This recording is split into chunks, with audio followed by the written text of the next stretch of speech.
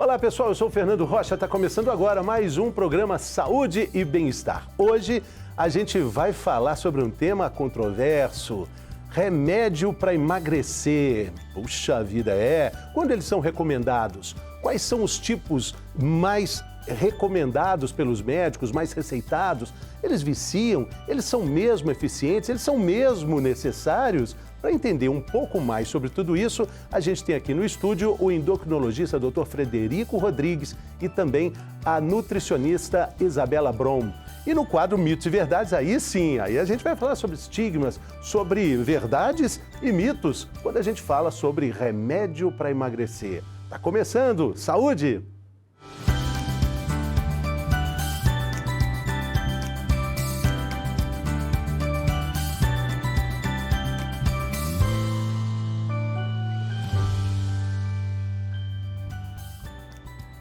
Então vamos lá, de acordo com os dados do Ministério da Saúde, 60% dos brasileiros estão acima do peso, 26% são obesos. Isso aí representa uma soma de 41 milhões de pessoas e esse número só está aumentando. A gente está realmente perdendo a luta contra a balança? Tendo em vista que a obesidade é uma doença, nem todo mundo consegue perder peso só com as atividades físicas, só com as dietas recomendadas. Como é que entram os remédios para emagrecer como alternativa, como também uma forma de buscar lutar contra a balança? Mas quem pode, quem deve usar, quando eles são introduzidos? Estamos falando também da automedicação, que é altíssima no Brasil, e a gente vai falar sobre tudo isso com o Dr. Frederico Rodrigues, que é médico endocrinologista do Hospital Vila da Serra. Bem-vindo, doutor. Tudo bem? Tudo bem, Fernando. Boa tarde. Alegria recebê-lo aqui. Boa tarde, bom dia, boa noite, porque a gente está também pela internet, pelo mundo afora, distribuindo informação útil, saúde, qualidade de vida. Remédio para emagrecer, doutor. Qual a opinião que o senhor tem? O senhor é um endocrinologista, o senhor está ali vendo essa situação, esses números alarmantes do aumento da obesidade no Brasil e no mundo, né? Pois é, Fernando, a gente tem vivido uma epidemia de obesidade, como você mesmo disse, no Brasil e no mundo. E a obesidade ela é classificada como uma doença crônica e como toda doença crônica, é claro que existem as indicações corretas de medicação para tratar esse quadro. Hoje nós temos como os pilares de tratamento da obesidade as mudanças do estilo de vida, atividade física, uma dieta equilibrada e uma limitação na ingestão de calorias. As pessoas que não conseguem atingir esses objetivos de forma espontânea, nós temos medicamentos que nós podemos usar para ajudá-los a atingir esses objetivos. No Brasil, nós temos uma série de medicamentos aprovados pela Anvisa, que são os recomendados. Nós temos algumas medicações que a gente usa de forma que nós chamamos de off-label, ou seja, medicamentos que não contêm em bula a indicação para perda de peso, mas que podem atuar tratando quadros de ansiedade ou quadros de compulsão, que levam o paciente a ingerir uma quantidade excessiva de calorias.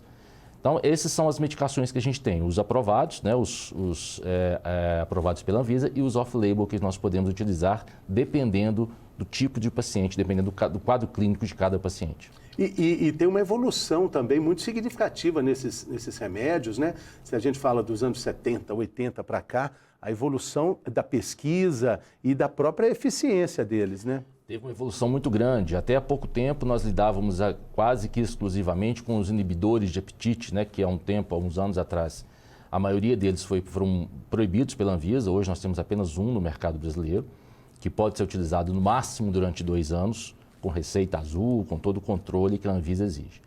Só que há algumas décadas, 1 ou 2 décadas atrás, nós começamos a descobrir que uma nova classe de medicamentos que foi criado para tratar o diabetes também levavam a um emagrecimento significativo. E essas medicações hoje estão talvez nas medicações mais eficazes e com mais efeitos benéficos para esses pacientes, que nós usamos bastante. E a evolução de tudo isso também leva em consideração os efeitos adversos, né? As contraindicações desses medicamentos, né, doutor? Sim, não à toa, né? Não por menos a Anvisa bloqueou a utilização desses bloqueadores de apetite no passado, ficando só um hoje ainda no mercado.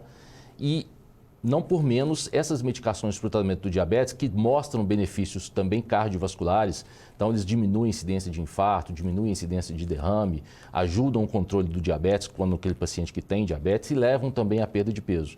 Então, são medicamentos que têm muitos efeitos benéficos associados à perda de peso. Esse não tem indicação de receita retida, né? Não, não tem. Mas como toda medicação, são substâncias que podem ter efeitos colaterais.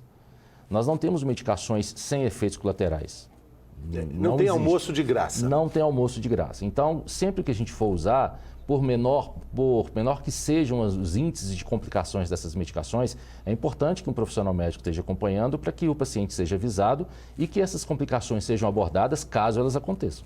Doutor, e no consultório, na vivência do dia a dia que o senhor tem do consultório, pela experiência que o senhor tem, como é que o médico administra essa continuidade da mudança de comportamento quando o remédio tem que necessariamente, em algum momento, sair de cena e aí tem que ser o paciente com ele mesmo? Olha, Fernando, isso é muito interessante porque essa é a primeira conversa que eu costumo ter com meus pacientes. Quando eu trato um paciente diabético, que eu preciso manter o tratamento dele indefinidamente, isso não vem muito ao caso, porque eu posso usar uma mesma substância para tratar o excesso de peso como para tratar o diabetes. Agora, quando nós vamos tratar exclusivamente o excesso de peso, uma das primeiras coisas que eu falo com o meu paciente é o seguinte: olha, não é o medicamento que vai te fazer emagrecer. O que vai fazer emagrecer é um reajuste alimentar, uma dieta, uma reeducação alimentar. Depois que você aprendeu, usou a medicação durante um tempo, 6 meses, 8 meses, vamos supor que você tenha perdido 6, 8 quilos, o paciente tem que ter a capacidade de olhar para trás e entender o seguinte: o que eu mudei na minha rotina alimentar? Qual que foi a mudança na minha rotina, tanto de alimento quanto de atividade física, que me fez perder os 8 quilos? A partir do momento que ele entende isso e consegue tornar essas medidas da sua rotina, a medicação pode ser retirada. Sim, sim. Agora, temos que ver quais os pacientes que conseguem fazer isso. E quais são? Aí é individual, aí depende muito de cada um. Eu tenho pacientes, uma exclusivamente, que chegou a perder 30 quilos e nós já tiramos a medicação. E ela tudo bem. Ficou sem a medicação, mas ela foi fazer atividade física, fez uma reeducação alimentar, gostou dessa mudança, se adaptou a essa mudança e tornou essa mudança uma rotina na vida dela. A medicação pode ser retirada. Usou bem a medicação. Exatamente. Usou bem. Eu gosto sempre de citar, doutor, meu queridíssimo amigo que hoje está no céu, doutor Alfredo Halper, que foi um dos grandes incentivadores para desmistificar essa aura de irresponsabilidade que o obeso tinha. O obeso como o obeso é um preguiçoso, um sem vergonha, ele não emagrece porque não quer. E aí, justamente, com a ajuda de medicamentos, esse grupo de pesquisadores vai tentando colocar um novo conceito, até um novo olhar com relação à obesidade. Você está falando do diabetes também, a pandemia da diabesidade que também assola o mundo, né? A gente precisa ter armas poderosas para enfrentar a obesidade, porque se existem diferentes tipos de obesidade, a gente tem que ter diferentes armas para enfrentar o problema.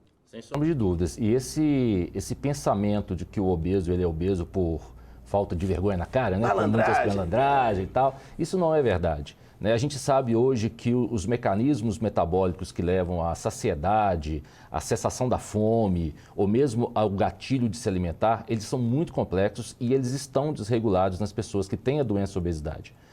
É claro que a gente tem que diferenciar aquela pessoa que tem um discreto sobrepeso porque tem uma vida desregrada, mas que consegue voltar à saúde tendo uma reestruturação de sua vida, e aqueles pacientes que, independente do que eles façam, eles não conseguem perder peso e sofrem das doenças que o excesso de peso traz. Síndrome metabólica. Exatamente. Então, são pacientes diferentes.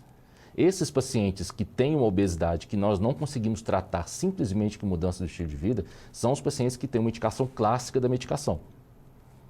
E quando a medicação não funciona, a gente passa para quadros mais agressivos e mais radicais, como, por exemplo, a cirurgia bariátrica. Sim, a cirurgia bariátrica, o balão intragástrico também. O balão intragástrico é um balão colocado no estômago? Isso, no estômago. Eu fico pensando assim, 6 meses que é o prazo, né? Em torno. Sim, aí. Como é que tá? Durante 6 meses ele vai ter aquela sensação de estômago preenchido, mas se ele não tiver um trabalho para entender as boas escolhas, para entender, como o senhor disse, tanto com o remédio como com o balão intragástrico, vai voltar tudo do jeito que era. Exatamente. Não tem cura, né? Eu canso de falar com os pacientes. Obesidade não tem cura. Ela tem controle. Da mesma forma que o diabetes não tem cura, ele tem controle. A hipertensão não tem cura, ela tem controle. O fato de um paciente conseguir atingir o seu peso ideal, ele deixa de estar obeso, mas ele não deixa de ser obeso. A célula tem memória, né? E se ele voltar a se alimentar de forma equivocada novamente, ele vai voltar a ganhar peso. Então, todos os tratamentos, balão gástrico, cirurgia, os medicamentos que nós utilizamos hoje, eles não vão curar, eles vão te dar oportunidade e vão te dar, a expressão que eu gosto de usar muito para meus pacientes, eles vão servir como muletas para você ter um apoio para conseguir atingir o seu objetivo de mudança do estilo de vida. Sim. Né? Sim. Alguns vão perdurar para o resto da vida, a cirurgia bariátrica, por exemplo, vão perdurar para o resto da vida. Mas é interessante que em torno de mais de 20% dos pacientes que fazem cirurgia bariátrica voltam a ganhar peso depois de 2 anos. E isso é muito interessante porque existe uma expectativa de que a cirurgia bariátrica ela é o fim de um processo, de uma luta, de uma jornada, quando na verdade ela é o início. Isso. Eu tenho pacientes que já fizeram a cirurgia e que voltaram a usar medicamentos para emagrecer, porque voltaram a ganhar peso. Né? Então, assim, são artifícios que nós utilizamos para tratar uma doença que, volto a dizer, não tem cura. Então, as medicações, elas estão aí, elas existem, elas são efetivas e nós temos propostas nos próximos anos aí de chegar em medicações muito mais potentes que as que têm hoje, com um mecanismo de ação bem diferente do que a gente tem hoje. Qual que é essa expectativa? Como é que estão essas pesquisas? Elas vão atuar no comando da fome? A gente tem hoje, a maioria das medicações que nós temos hoje no Brasil para perda de peso, elas vão atuar justamente diminuindo a sensação de fome. O mecanismo de fome diminuindo a ingestão calórica e isso, consequentemente, leva à perda de peso. Nenhuma das medicações que nós temos hoje atua de forma significativa em aumentar, por exemplo, o metabolismo, em aumentar a queima de gordura, apesar de a gente ver várias propagandas aí na internet e na mídia que não tão séria, sobre termogênicos, né, que vai queimar a gordura. Pimenta é termogênico, né? Isso não existe, de forma efetiva isso não existe. Algumas drogas que estão em estudo, parece que vai conseguir aumentar um pouquinho o metabolismo, um pouquinho aquele catabolismo que a gente chama de lipídico. Então, talvez isso que os estudos estão sugerindo para a gente. E vai atuar também no centro da fome? Também. Vamos fazer as duas coisas? São medicamentos que têm mostrado nos estudos iniciais a mesma capacidade de levar à perda de peso do que a cirurgia bariátrica. Impressionante. Uma pílula bariátrica seria? Seria uma injeção bariátrica. Uma injeção bariátrica. Uma injeção bariátrica. Exatamente. E como é que o senhor analisa o estigma que sempre existiu da sociedade com relação aos remédios para emagrecer? Como é que isso está hoje em dia, o senhor que tem essa vivência de consultório? Fernando, eu acho que o principal problema da sociedade como um todo é entender que obesidade é uma doença. Aliás, até para a classe médica, isso é um conceito relativamente novo. Né? Então, quando nós entendemos que a obesidade, e volto a dizer, é aquela obesidade grave, na obesidade grau 2, grau 3, que a gente chama de obesidade mórbida, que vem associado com várias outras doenças, como pressão alta, colesterol alto, aumentado o risco de infarto e tudo mais, esse paciente é um paciente que tem uma doença crônica. Quando nós não sabíamos disso, qual que era a nossa visão? Fez o regime, emagreceu, parou de fazer, voltou a engordar. É falta de vergonha, né? E as medicações, como elas eram medicações que tinham muitos efeitos colaterais e viciavam, eram derivados da anfetamina, então isso era muito mal visto. Tinha variação de humor muito grande também, né? Exatamente. Então isso era muito mal visto. Hoje a gente tem medicamentos que não têm nada a ver com anfetamina, que são medicamentos que simulam, que ativam hormônios que nós produzimos no nosso próprio corpo, e que são medicamentos bem eficazes. E nós já sabemos que são doenças crônicas. Então, nós sabemos que isso não é simplesmente um desejo ou uma falta de vontade do paciente.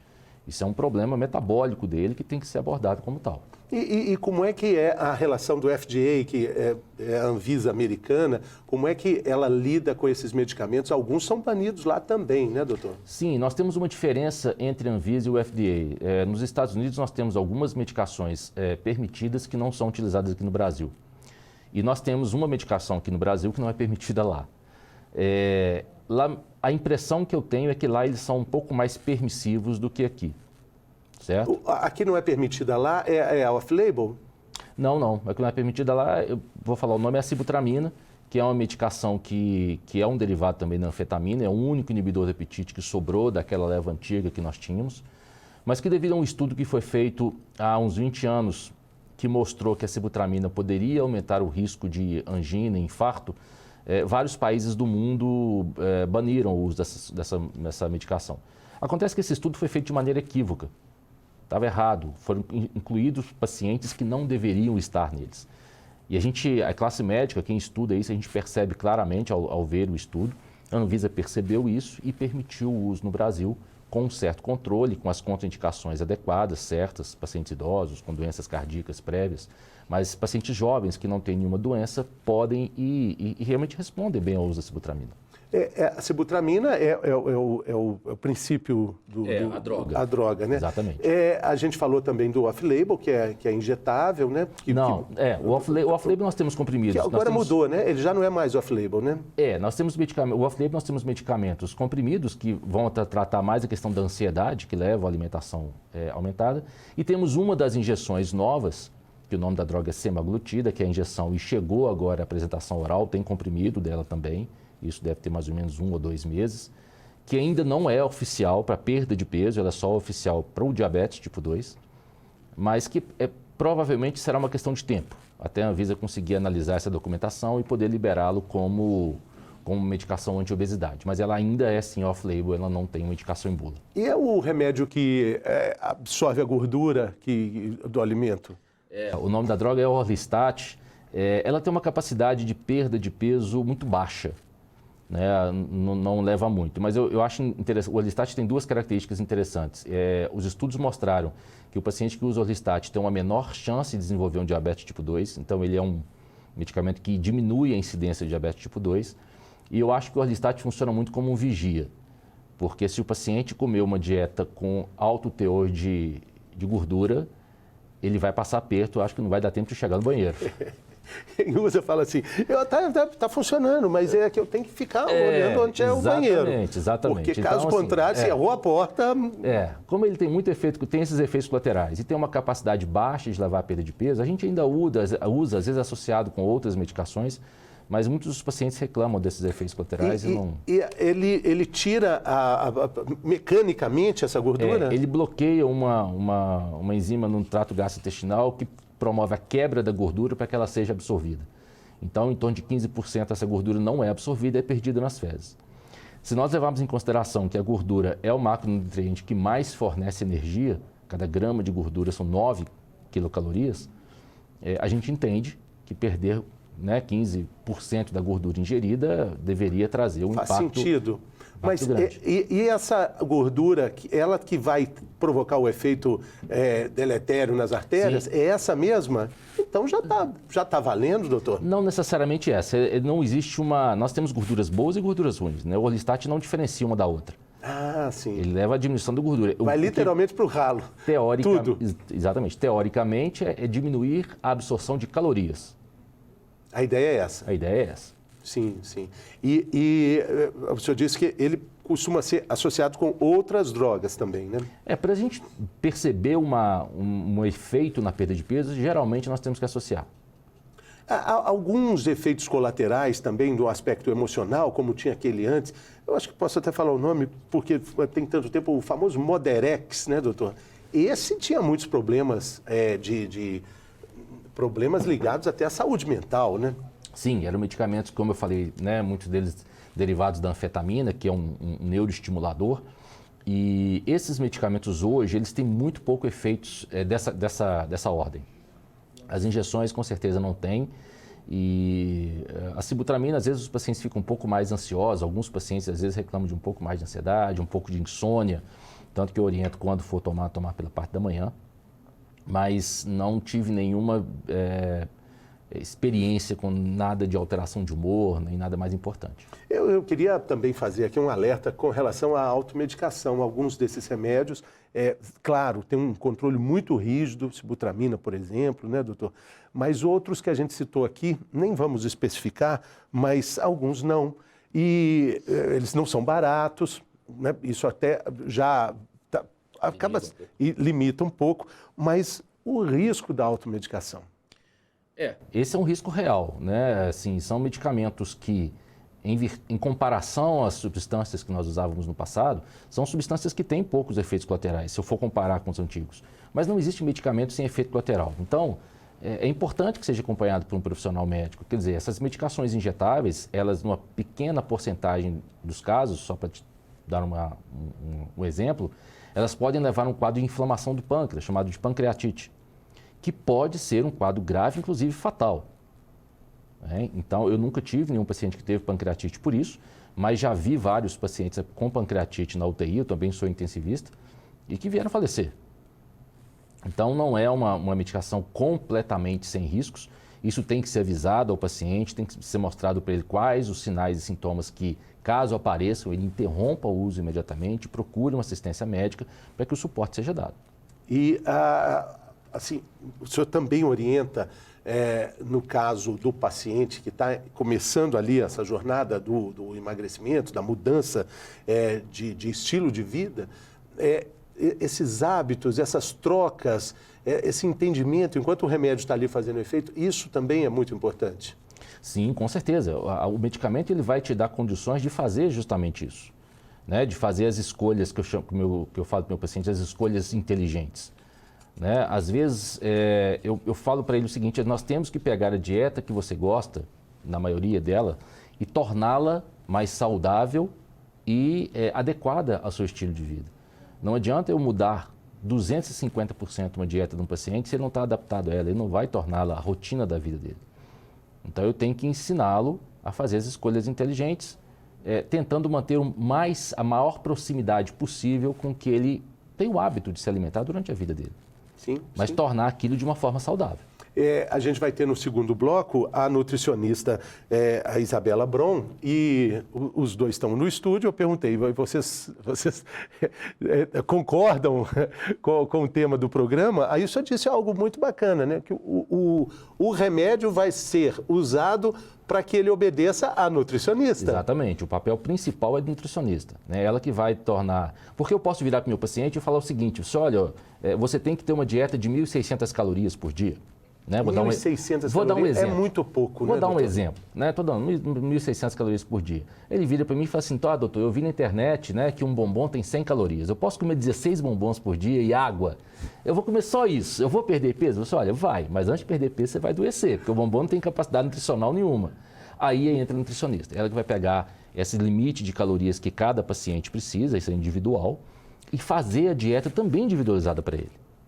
É isso que eu falei, sentar, o que você gosta de comer? Vamos fazer isso aqui desse jeito, muda um pouquinho isso aqui, vamos ajustar aqui, né? Vamos dar um incentivo, vamos explicar as escolhas inteligentes, né? Tirar alguns mitos que a gente tem, nem tudo que é saudável emagrece. Né? Então esse papel do nutricionista ele é fundamental, ele é a pedra angular no tratamento da obesidade. E as medicações vão entrar para ajudar o paciente a atingir as metas traçadas pelo nutricionista. Porque com fome não vai dar para negociar. Não. Eu falo com os pacientes, eu não preciso que o sacrifício seu seja passar fome. O sacrifício seu tem que ser o seguinte, eu vou comer um chocolate, mas peraí, hoje é segunda-feira, hoje é dia de chocolate. Você não consegue esperar, né? Exatamente. Doutor, mas eu adoro doce. Eu pergunto, mas você tem que comer doce todo dia? Ou você tem que comer grande quantidade de doce todos os dias? Você quer comer um chocolate? Vamos comer 20 gramas de chocolate? Não consigo, eu tenho que comer a barra. Não, mas aí o sacrifício que eu preciso é esse. Sim, esse controle, não é passar fome.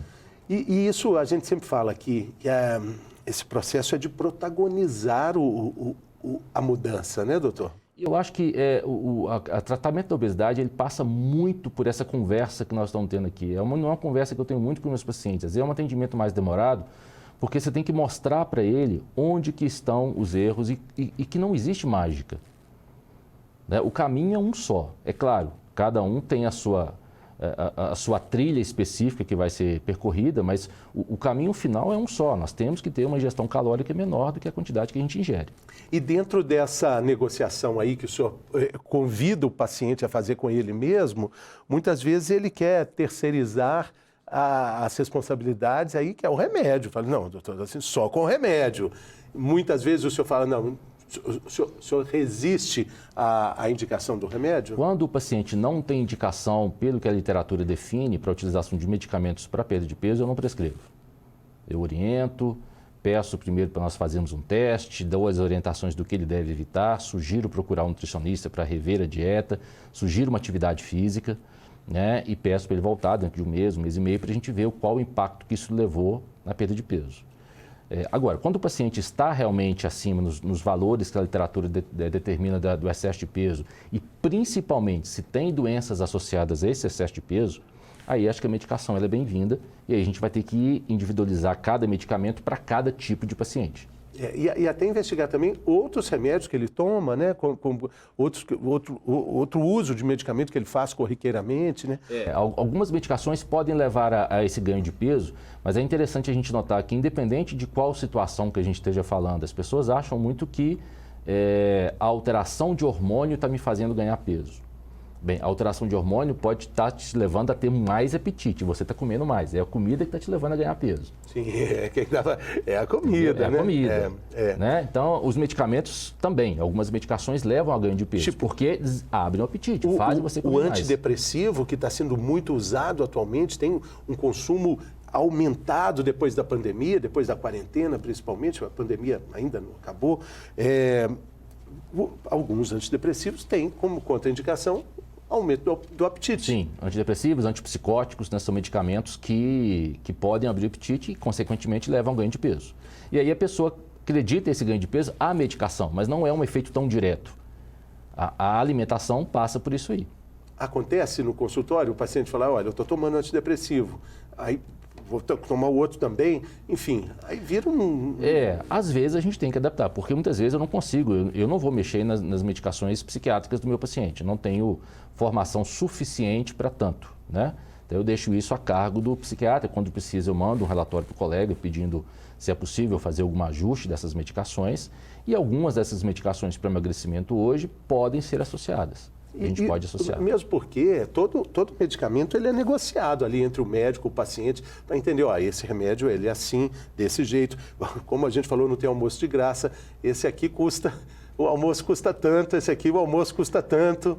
E aqui no Brasil a gente ainda tem a questão do custo da medicação, né? Além da questão das indicações formais, além da questão dos efeitos colaterais que isso impedem da gente utilizar um medicamento específico para um tipo específico de paciente, eu ainda tenho que colocar nessa equação aí o custo. Algumas dessas medicações são muito caras. Então isso às vezes eu já tive várias situações de precisar ou querer prescrever uma medicação para um determinado paciente e ele não ter condições de arcar com aquele custo. É caro. Nós estamos falando de uso muito longo, né, doutor? Exatamente. Quanto? Uns 3 meses, 4 meses de remédio? 6 meses? De 6 meses a 1 ano para a gente ver uma perda de peso assim, bem significativa e consolidar mesmo. É claro que isso depende muito de cada paciente, né? Tem os pacientes que respondem melhor e perdem peso um pouco mais rápido. Eu falo que a gente não tem que ter pressa para perder peso. Você perde 1 ou 2 quilos por mês, você tem que lembrar que vão ser 12 a 24 quilos no final do ano. Se der tudo certo. Se der tudo certo. Mas se você consegue fazer isso de forma cadenciada e com tranquilidade, você não tem que fazer nenhuma dieta muito radical e muito restritiva, que as pessoas não conseguem tornar aquilo uma rotina. Você faz uma dieta menos agressiva que o paciente consegue mantê-la por um tempo maior. E nós estamos falando de medicamentos que podem chegar aí 600, 700 reais? De 600 a quase R$1.000 por mês. Quase R$1.000 por mês. Impressionante. Aí, um ano inteiro, mais de R$10.000 só de remédio. É um investimento muito grande. É um investimento. Doutor, queria muito agradecer ao senhor, doutor Frederico Rodrigues, endocrinologista do Hospital Vila da Serra, aqui em Belo Horizonte.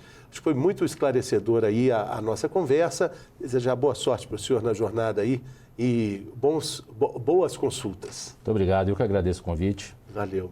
A gente vai fazer um rápido intervalo e a gente volta falando sobre remédios para emagrecer, mas agora teremos daqui a pouco a nutricionista Isabela Bron. É daqui a pouco.